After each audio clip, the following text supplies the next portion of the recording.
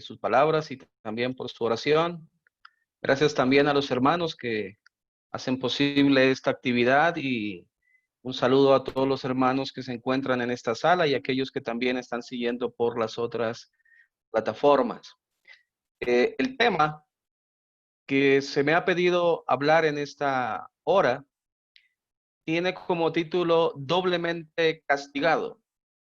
Y vamos a abrir nuestras Biblias, por favor, allá en Mateo capítulo 12, versículos 22 al 37, porque allí vamos a centrar o se va a centrar la enseñanza de este tiempo. Deseo comenzar esta exposición sentando la base que refleja el amor de Dios por el hombre. Me refiero al anhelo más íntimo de su corazón, que es la salvación del mundo. Pablo lo sintetizó allá en 1 de Timoteo 2:4 cuando dijo que Dios quiere que todos los hombres sean salvos y vengan al conocimiento de la verdad. No quiero que usted pierda de vista esta premisa, porque nos va a ayudar a entender la lección desde la perspectiva de Dios, algo que los líderes religiosos de la época de Jesús no pudieron captar ni entender. Vuelvo a repetir, el deseo de Dios es que todos sean salvos. No está en el corazón de Dios que el hombre se pierda. No está en el corazón de Dios que el hombre se condene y que sufra eternamente. Él quiere que todos procedan al arrepentimiento y vengan al conocimiento de la verdad. Para ello envió a Jesucristo, quien por su llaga, por todo su sufrimiento, es que hoy podemos alcanzar sanidad espiritual para nuestras almas. Con esto en mente, vamos al texto allí de Mateo 12, versículo 22 al 27. No sin antes recordar también que el día martes estuve hablando sobre uno de los muchos milagros que hizo nuestro Señor y particularmente relacionado con el echar fuera demonios. Estuvimos hablando acerca del sufrimiento que las personas se enfrentaban cuando espíritus inmundos tomaban posesión de ellos, del hombre. El terrible tormento físico y emocional del cual eran objeto, de la espantosa hostilidad que sufrían por parte de los más cercanos y de aquellos que, sin un ápice de compasión, criticaban y menospreciaban la vida de ellos. Y es que justamente eso busca Satanás. Satanás está interesado en que el hombre sea destruido, llevarlo a la ruina total y principalmente alejarlo del único que puede transformar, restaurar y salvar la vida del hombre, que es Dios. Esa es la meta del enemigo. Ese es el objetivo, que usted y yo perdamos el norte, que usted y yo caigamos en el pecado, que usted y yo nos alejemos de nuestro Dios. Mateo continúa mostrándonos el ministerio de Jesús, basado en dos aspectos, como lo mencioné el día martes, como maestro y como médico, enseñando y predicando por un lado y sanando toda enfermedad y dolencia por el otro.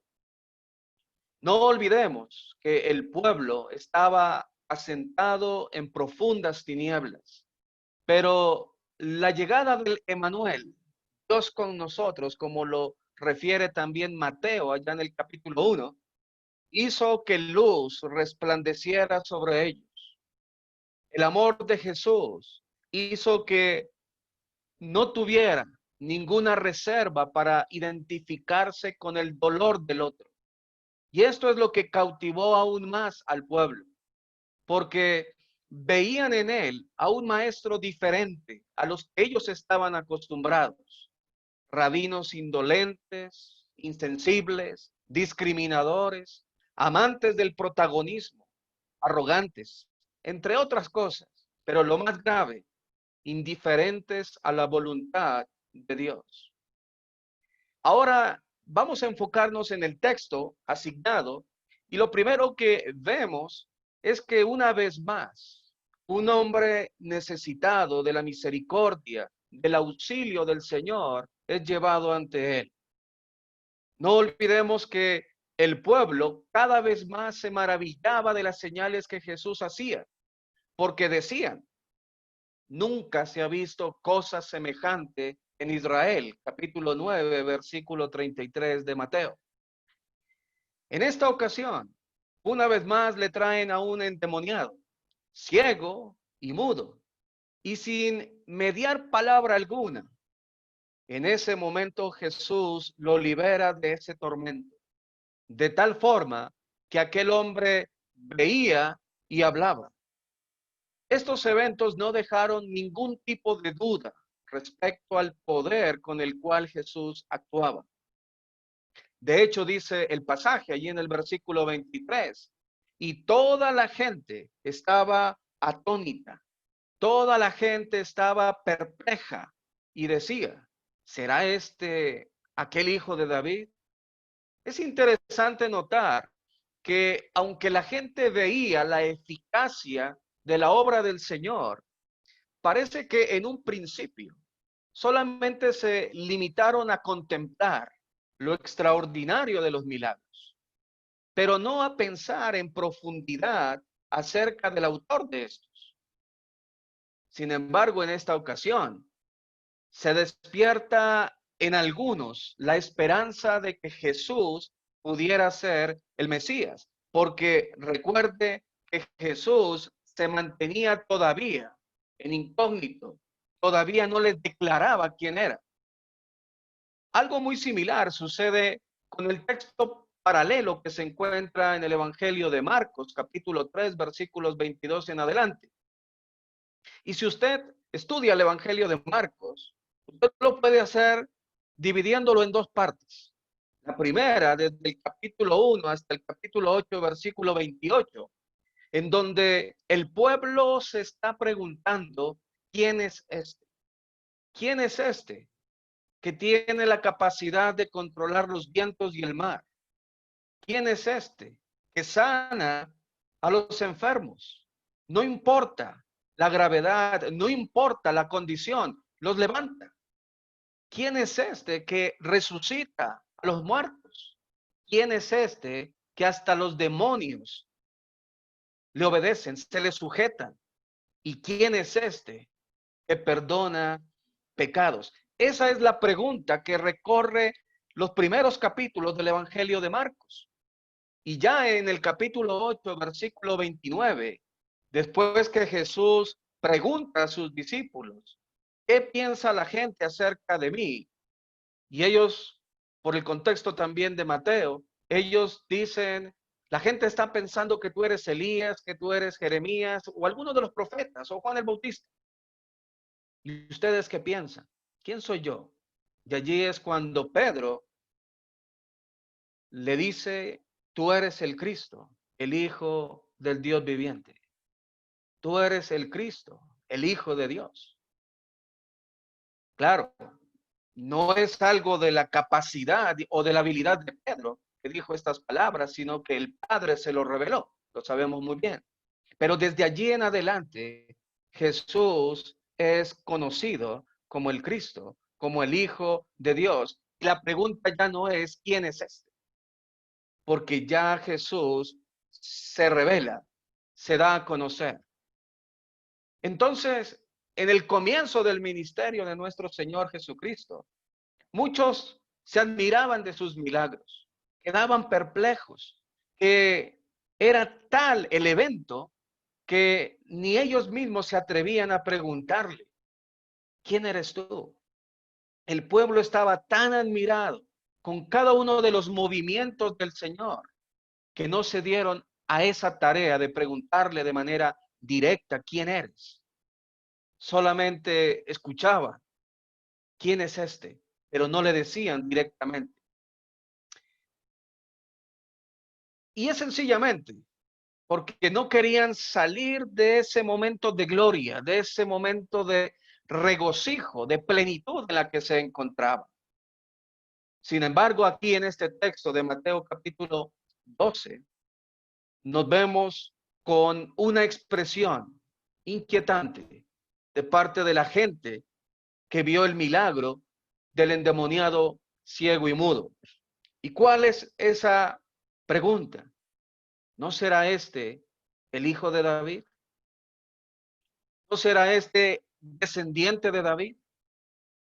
Lo cual era relacionarlo con el Mesías, pero desde una perspectiva político-militar para el judío, porque realmente el término hijo de David tiene que ver con su condición de rey, soberano, Señor. En versículo 24 comienza el desarrollo de la lección de esta tarde, doblemente castigado. Seguramente usted se está preguntando qué quiere decir esto, y déjeme decirle que yo también me empecé a preguntar cuando recibí el tema. ¿Cómo o qué enfoque vamos a darle con doblemente castigado?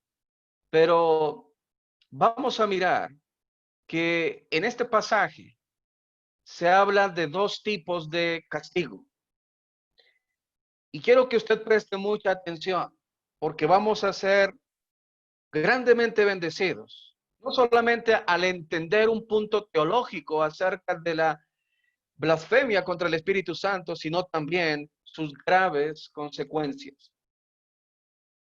Doblemente castigado está asociado no solo a la actitud que de por sí es perversa por parte de los fariseos, sino también al tipo de corazón que puede emitir palabras que insulten el Espíritu de Dios.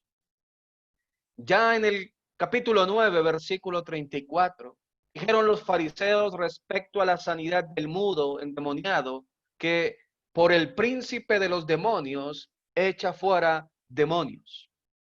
En esa ocasión el Señor no les dijo nada. En esa ocasión Jesús no habló, no mencionó nada al respecto. Pero ahora Jesús no solo los va a confrontar con sus pensamientos, sino también con su perverso corazón. ¿Por qué el tema entonces doblemente castigado? Vamos a ver el primer castigo y espero que usted pueda seguirme en esta idea. El deterioro moral y espiritual del pueblo judío cada vez más iba en aumento. Después que Dios guardara silencio por aproximadamente 400 años, sin enviar profeta ni mensaje al pueblo, aparece Juan el Bautista con el propósito de preparar el camino de quien sería el Cristo, el ungido de Dios para salvar al mundo. Sin embargo, el pueblo tuvo que soportar por mucho tiempo la pésima dirección de sus líderes espirituales, el poco compromiso con las ovejas de Israel y la creciente corrupción entre ellos, los llamados a guiar y ayudar al pueblo en su relación con Dios. Cuando el verbo aparece hecho carne, Juan allá en el capítulo 1, versículo 14, dice, vimos su gloria como la del unigénito del Padre, lleno de gracia y de verdad. Su presencia fue un resurgir para ese pueblo abatido, sufriente, que vagaba disperso como oveja sin pastor. Jesús no solo encaró una y otra vez a aquellos hombres que abandonaron su responsabilidad con el pueblo para satisfacer sus propios intereses, sino también, y curiosamente, también les enseñó una y otra vez cómo entender y aplicar la ley de Dios.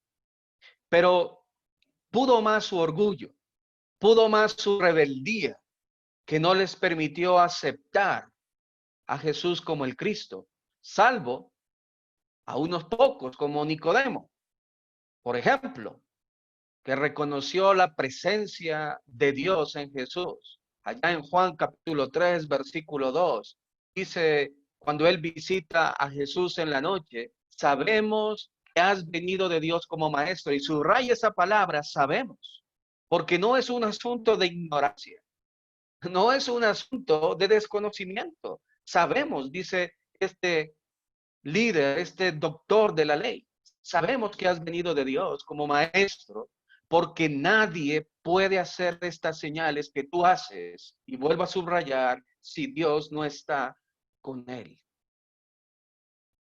La gran mayoría de estos hombres, en cambio, la gran mayoría de los principales sacerdotes y líderes del pueblo, se resistieron a creer que Jesús era el Mesías, el Cordero de Dios que quita el pecado del mundo. A pesar de su conocimiento y erudición en las escrituras antiguas, su amor y apego a las tradiciones que ellos mismos establecieron les imposibilitó ver el mandamiento de Dios, haciendo de su adoración un ritual vano e inútil a los ojos del Señor. Y basta solamente con mencionar allí Mateo 15:9, cuando Jesús les dice, pues en vano me honran, sacando una escritura antigua del profeta Isaías, en vano me honran, enseñando como doctrinas mandamientos de hombres. Estos fariseos de Mateo capítulo 12, versículo 24, son los mismos a los cuales el Señor les llamaría más adelante hipócritas, porque dicen y no hacen, porque atan cargas pesadas y difíciles de llevar para otros, pero ellos se eximen de toda responsabilidad. Son los mismos que amaban el protagonismo, el aplauso, la admiración, pero que jamás se disponían a servir a los demás. Estos fariseos son los mismos quienes por su conducta cerraban el reino a aquellos que querían entrar. Son los que ante el beneficio que otros recibían del Señor, en vez de gozarse, en vez de glorificar a Dios, en vez de alegrarse, llenaban su corazón de resentimientos, de amargura y odio hacia Jesús. Son los mismos hombres más interesados en reclamar por qué arrojaste a los mercaderes del templo sin su permiso que cuidar los intereses de Dios. Son los mismos que aparentaban una vida de santidad, pero por dentro estaban llenos de pudrición a causa de su pecado. Pecado que los llevó a autoengañarse para no obedecer a Dios y recibir al autor de salvación que estaba delante de ellos.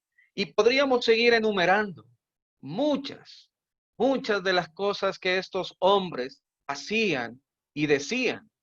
Y ya por este tipo de comportamiento y de rechazo a la autoridad de Jesús, merecen ser castigados y condenados. Ese sería el primer castigo. Aquel que se recibe por desobedecer a Dios, por no acatar la autoridad de Cristo, Gracias. por no someterse a la autoridad de Cristo. Ese sería el primer castigo. Cuando se actúa de manera carnal, se actúa de manera pecaminosa y perversa delante de Dios y delante de los demás. Pero a esto se le suma una sentencia aún mayor, porque al no encontrar motivo para sorprender a Jesús, se valieron de una acusación sumamente ofensiva, despreciativa y odiosa, al señalar que su poder sobrenatural para echar fuera demonios no era de Dios, sino de una supuesta colusión con Satanás. Y aquí entramos entonces al segundo castigo. Déjeme decirle, Jesús responde haciendo ver la inconsecuencia y lo absurdo del cargo y luego remarca lo serio que es hablar irresponsablemente, cayendo en el pecado de blasfemar o insultar al Espíritu Santo. Veamos en primera instancia el insulto. Versículo 24, allí de Mateo 12, dice, mas los fariseos al oírlo decían, este no echa fuera a los demonios, sino por Belcebú, príncipe de los demonios. ¿Quién es Belcebú o qué significa Belcebú? La palabra Belcebú tiene la unión de dos términos en la antigüedad. Baal era el dios pagano de los cananitas, de los filisteos, y significaba señor. El término Zebú tenía que ver con moscas. Entonces, uniendo o combinando esos dos términos, Belcebú significa el dios o señor de las moscas. Los judíos adoptaron este nombre para referirse a Satanás. Por eso lo llamaban el príncipe de los demonios. Ahora, ¿dónde radica lo inconsistente de la acusación que levantaron hacia Jesús? Sencillamente, Jesús señala lo ridículo de tal idea. Note lo que dice versículo 25 y 26. Sabiendo Jesús los pensamientos de ellos, les dijo: todo reino dividido contra sí mismo es asolado, y toda ciudad o casa dividida contra sí misma no permanecerá. Y si Satanás echa fuera a Satanás, contra sí mismo está dividido. ¿Cómo pues permanecerá su reino? Jesús está mostrando lo absurdo, lo ridículo de creer que Satanás estaría atacando sus propias tropas. No lo haría. Si esto fuese así, su reino de por sí estaría dividido, evidenciando su debilidad, y una casa o reino o ciudad dividida, dice Jesús, no puede permanecer. Primer argumento que presenta Jesús en cuanto a la inconsistencia de acusar a Jesús de hacer estos milagros por obra de Satanás. No puede Satanás echar fuera a Satanás. Eso es algo ilógico. Pero Jesús continúa con sus argumentos, y el segundo les recuerda que no era la única persona en ese tiempo que echaba fuera demonios, como lo dice allí en el versículo 27. Y si yo echo fuera los demonios por Belcebú, ¿por quién los echan vuestros hijos? Por tanto, ellos serán vuestros jueces. Según algunas fuentes judías, pero también según Marcos capítulo 9, versículo 38 y Hechos capítulo 19, 13, la práctica de echar fuera demonios era muy común en aquel entonces. Entonces, dentro de ellos mismos existían hombres que tenían estas facultades o creían tener estas facultades de echar demonios fuera. Y Jesús les hace la pregunta: si yo lo hago por Belcebú, príncipe de los demonios, entonces respóndanme, ¿por quién lo hacen vuestros hijos? Es una pregunta que de seguro estos hombres no tenían ningún tipo de respuesta. Al contrario, con este argumento, lo que está, y con este señalamiento de Jesús, lo que está haciendo el Señor es diciéndole: si yo echo fuera a Satanás por Belcebú, o los demonios por Belcebú, entonces ustedes están en la misma condición mía. Esto es igual a que todos estaríamos asociados con Satanás. Es ridículo. En tercer lugar, versículos 28 al 30. Pero si yo por el Espíritu de Dios echo fuera los demonios, ciertamente ha llegado a vosotros el reino de Dios. Porque ¿cómo puede alguno entrar en la casa del hombre fuerte y saquear sus bienes si primero no le ata? Y entonces podrá saquear su casa. El que no es conmigo, contra mí es, y el que conmigo no recoge, desparrama. Con estos dichos, Jesús les demuestra que, al contrario de lo que ellos están pensando, su ataque contra la maldad espiritual era una marca inequívoca de la llegada del reino de Dios y la derrota inminente de Satanás. Sabemos por la Escritura que el triunfo definitivo de Jesús sobre Satanás lo alcanzó en la cruz. donde despojó a autoridades, principados y gobernadores de este siglo. Lo sabemos, allá en Colosenses capítulo 2, versículo 15. Pero en este momento de su ministerio, Jesús está haciendo la obra de echar fuera demonios, no solamente para liberar a la gente de la esclavitud, del control del demonio, sino también para demostrar que el reino de Dios, que las buenas noticias de Dios, que la presencia de Dios está en medio de ellos. Y que si bien Satanás es el hombre fuerte, él es mucho más fuerte. ¿Por qué? Porque entra en la casa, lo ata y puede saquear y puede sacar esos espíritus eh, malvados y perversos.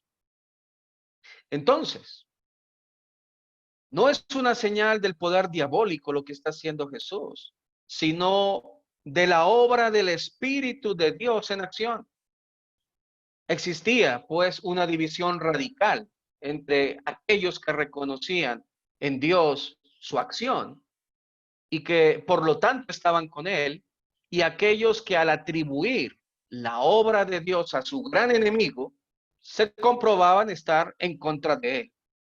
Por medio de esta blasfemia contra el Espíritu, se ponían deliberadamente del lado contrario y fuera, escuche bien, y fuera del alcance del perdón. Y esto es lo que va a decir a continuación nuestro Señor Jesucristo, porque es necesario que pongamos mucha atención a los versículos siguientes, 31 y 32 de Mateo 12.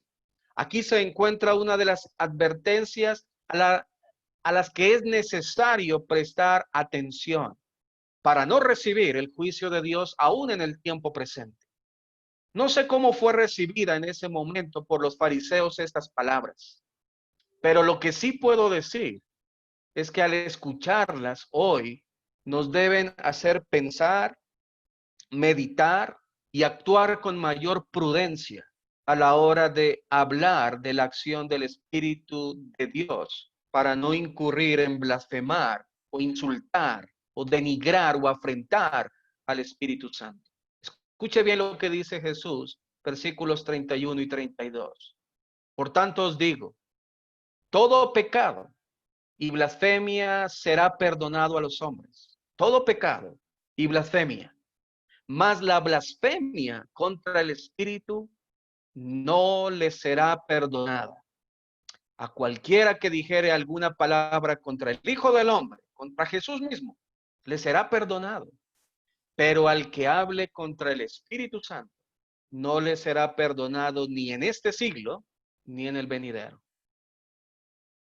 Jesús llama la atención al tipo de fruto que un árbol da en el versículo siguiente.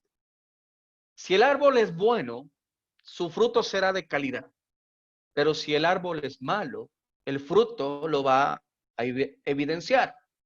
Esta figura usó Jesús en este contexto, no para referirse a la forma de vivir de una persona o a sus obras, sino al tipo de palabras que salen de la boca del hombre. Para hablar acerca de las obras, acerca de la conducta, podríamos irnos al texto allá en el Sermón del Monte, cuando Jesús dijo, por sus frutos los conoceréis. Pero aquí no está hablando de eso. Aquí está hablando en el contexto de las palabras que salen de la boca del hombre. Santiago, el hermano de Jesús, allá en el capítulo 3, advierte que con nuestra lengua, con nuestra boca, podemos bendecir o maldecir, y ya sea a Dios o a los hombres, que son hechos a semejanza de Dios. Y por ese motivo es necesario controlar y saber gobernar la lengua. Estos hombres, estos fariseos, no tenían el mínimo pudor para hacerlo. Ellos hablaban, echaban veneno, y por eso Jesús les dice, conociendo sus pensamientos y perversas intenciones, les llama generación de víboras, no solo por el carácter maligno de ellos, sino por ese veneno incontrolable que lanzan por sus labios, cual víbora atacando ferozmente a su víctima con el propósito de matarla. Sin embargo, están atacando a la persona equivocada en este momento. Y adicionalmente se están condenando a sí mismos por sus propias palabras al blasfemar contra el Espíritu Santo. Pero tenemos que hacernos la pregunta, ¿dónde radica todo esto? ¿De dónde viene la blasfemia? Dice versículos 34 al 37 de Mateo 12, generación de víboras, ¿cómo podéis hablar lo bueno siendo malos? Porque de la abundancia del corazón habla la boca.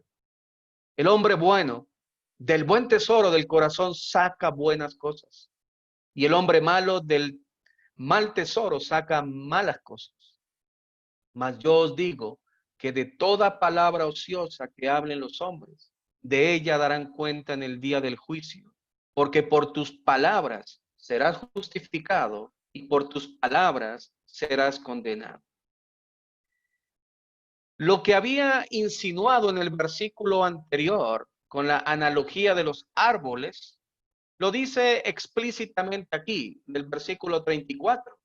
De la abundancia del corazón habla la boca.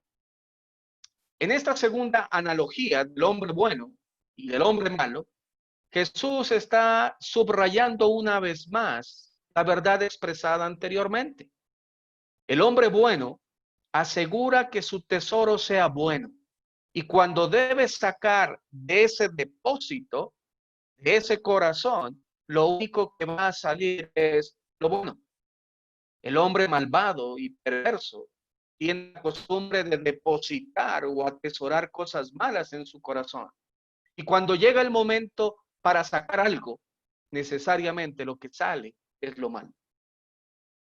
Nuestro Señor concluye esta parte indicando que nuestros actos serán juzgados en el día del juicio, sino también toda palabra que sale de nuestra boca. El hecho de pronunciar palabra no es lo que condena. Lo que Jesús está diciendo es que las palabras ociosas revelan lo que hay realmente en nuestro corazón. No te des prisa, dice Eclesiastés capítulo 5, 2 y 3. No te des prisa con tu boca, ni tu corazón se apresure a proferir palabra delante de Dios, porque Dios está en el cielo y tú sobre la tierra. Por tanto, sean pocas tus palabras, porque de la mucha ocupación viene el sueño, y de la multitud de las palabras, la voz del necio. Vamos a ver las aplicaciones para entender este pasaje y para poder entender mejor el tema doblemente castigado. No cabe duda de que blasfemar o insultar al Espíritu Santo de Dios es señalar o atribuir que su acción poderosa es causada por influencia de Satanás. Tampoco cabe duda que quienes incurren en esto no reciben el perdón de Dios. Y no porque yo lo diga, sino porque ya Jesús lo dijo. No tendrán perdón ni en esta vida ni en la venidera. Y lo va a decir allá en Marcos capítulo 3, versículo 28 y 29, que es el texto paralelo. De cierto os digo que todos los pecados serán perdonados a los hijos de los hombres. Note bien, todos. Y las blasfemias, cualesquiera que sean. Pero aquí hay una excepción. Cualquiera que blasfeme contra el Espíritu Santo no tiene jamás perdón, sino que es reo de juicio eterno. Quiero hacer una precisión respecto a que la blasfemia contra el Espíritu Santo no tiene que ver con el pecado de muerte que Juan esboza en 1 de Juan 5:16. Muchos asocian Juan capítulo 5 versículo 16 cuando habla el apóstol acerca del pecado de muerte, por el cual dice Juan, yo digo que no se pida, lo asocian con la blasfemia del Espíritu Santo. No tiene nada que ver con eso, son dos contextos diferentes. El pecado de muerte se refiere a aquel que no se confiesa, a aquel del cual yo no me quiero arrepentir, pero que si lo hago, deja de ser de muerte, porque Dios perdona mis pecados.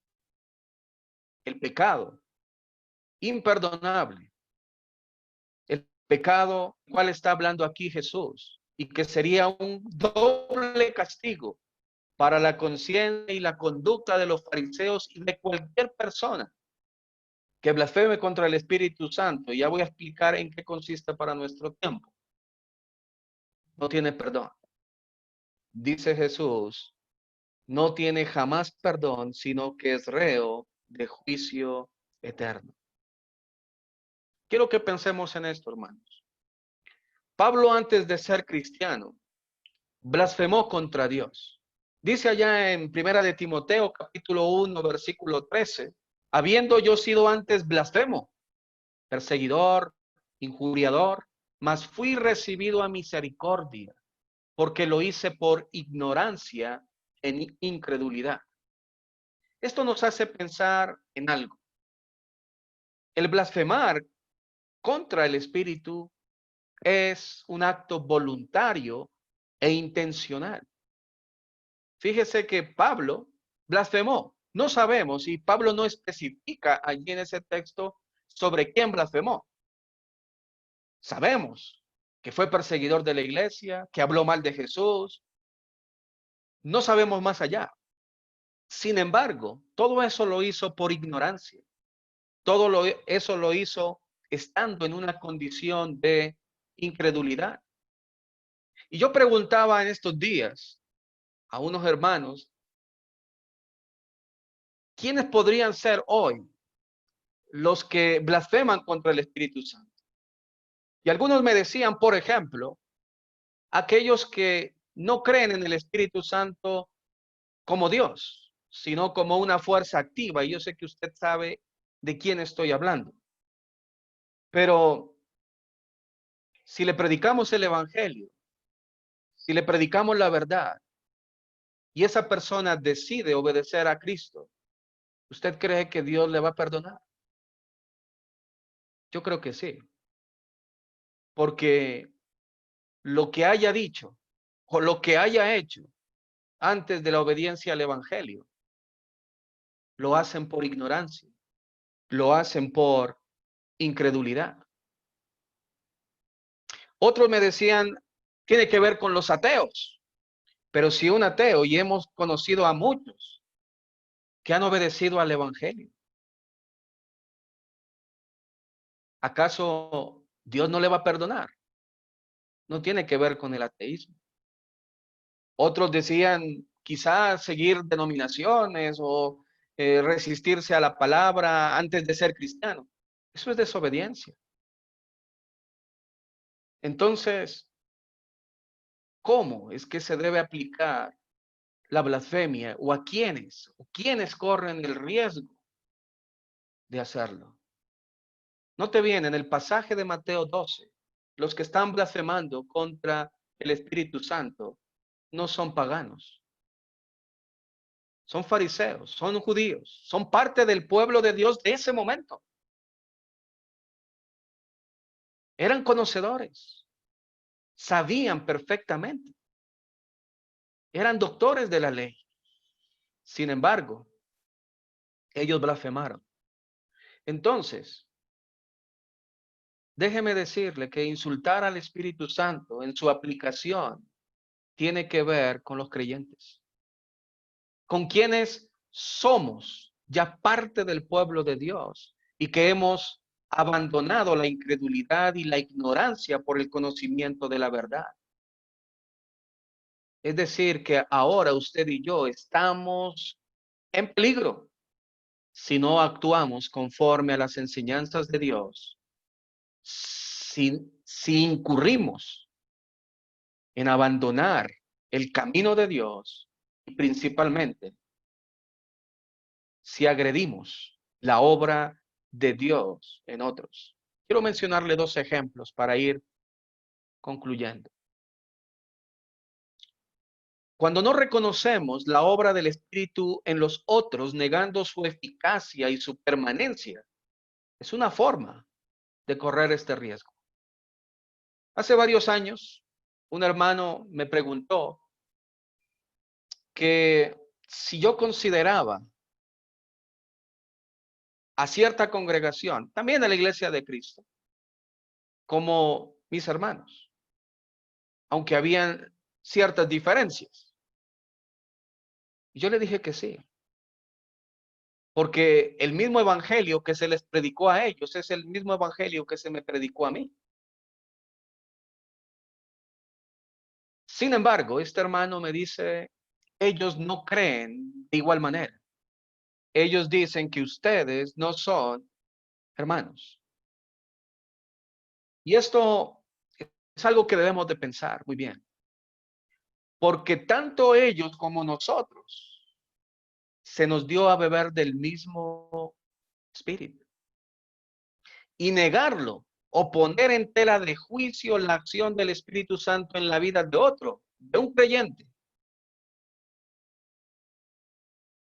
es poner en riesgo, es entrar en un camino peligroso.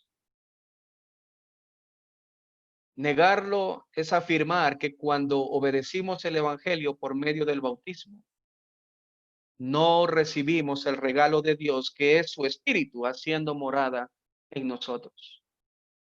Hay que tener cuidado con el tipo de mensaje que expresamos, que emitimos, no sea que ellos nos condenen desde ya, como dijo Jesús. De toda palabra ociosa vamos a dar cuenta en el día del juicio. Y el segundo ejemplo, la palabra de Dios es la espada del Espíritu. Él inspiró a los santos hombres de Dios para revelar el consejo y la voluntad del Señor. Si voluntariamente y conscientemente añadimos o quitamos a la revelación hecha, nos estamos poniendo en otra condición de riesgo, afrentando la obra del Espíritu, que es la palabra. Recuerde que es la espada del Espíritu. Muchos afirman que los cristianos no creemos en el Espíritu porque, según ellos, somos gente muerta al no danzar, hablar en lenguas, usar instrumentos mecánicos en la adoración a Dios y simplemente, simplemente, perdón, hacer manifestaciones emotivas, declarar o un sinnúmero de cosas más.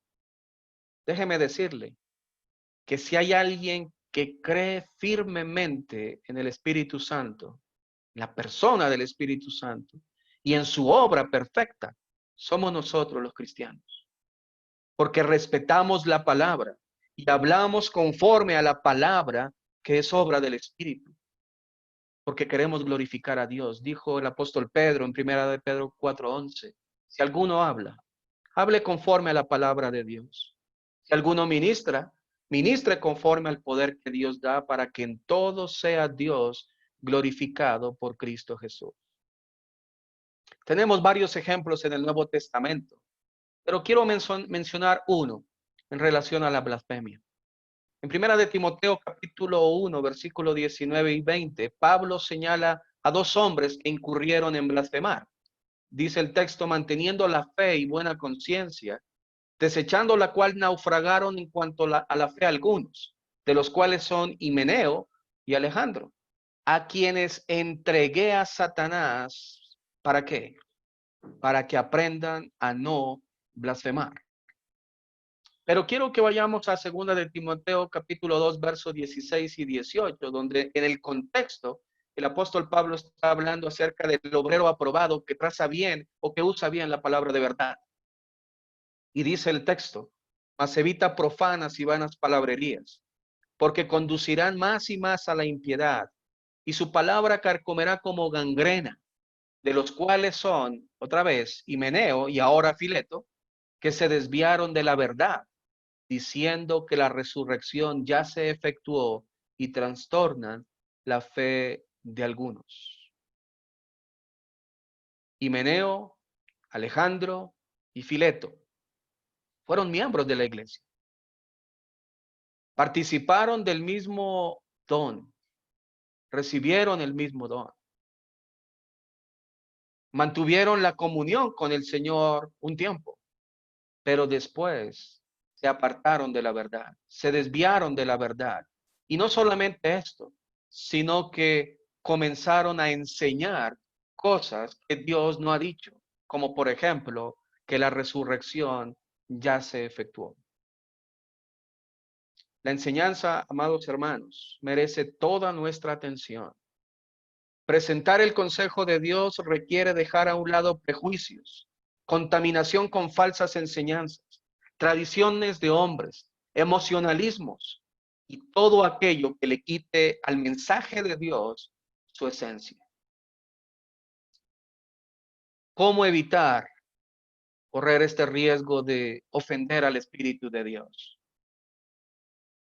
Cuidando nuestros pensamientos, desarrollando un corazón humilde, dócil a la palabra del Señor,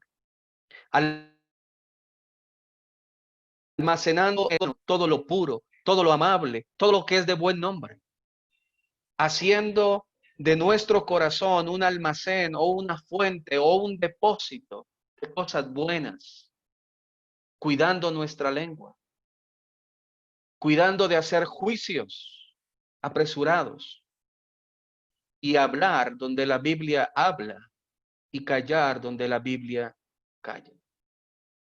Dos castigos. El uno para estos fariseos por su desobediencia, por su conducta perversa, por no someterse a la autoridad de Cristo.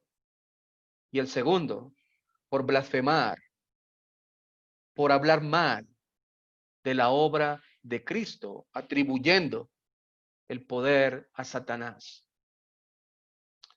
Y usted, que nos está viendo, que nos está oyendo, aún no se ha reconciliado con el Señor, este es un buen tiempo para que usted busque la salvación y cure todas esas llagas, todos esos hinchazones espirituales que hay en su alma. Porque Cristo ya murió por usted y Él llevó todas sus enfermedades como las mías, todos nuestros dolores como los míos, todas nuestras iniquidades sobre la cruz, para que usted y yo podamos obedecer y actuar de la manera como actuaría un verdadero siervo de Dios. Yo le animo a que busque con todo su corazón sanidad, como aquel endemoniado al cual llevaron delante de Jesús. Y el mensaje para mis hermanos: cuidémonos, que nuestras palabras sean palabras que vienen de Dios y no caigamos en hablar más de lo que está escrito, de hablar más de la cuenta, atrayendo tras sí condenación. Que Dios les bendiga, hermanos, y ánimo en todo tiempo para seguir adelante. Que Dios les bendiga, hermanos.